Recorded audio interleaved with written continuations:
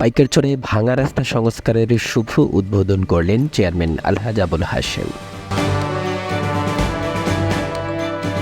নরসিংদী সদর উপজেলা পাইকারচর ইউনিয়নস্থ ৫ নং ওয়ার্ডের মেঘনা বাজার সিএনজি স্ট্যান্ড হতে বালাপুরের চর সরকারি প্রাথমিক বিদ্যালয় হয়ে মেঘনা বেড়িবাঁধ পর্যন্ত রাস্তাটি ভাঙা থাকায় দীর্ঘদিন যাবৎ দুর্ভোগে কাটাতে হচ্ছে এখানকার স্থানীয়দের।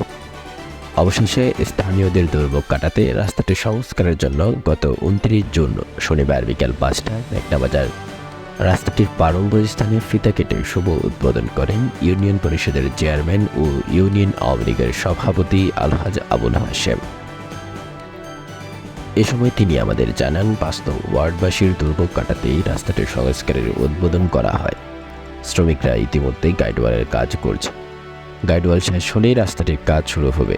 অল্প কিছুদিনের মধ্যেই কাজটি সম্পূর্ণ হবে বলে আশা করছি।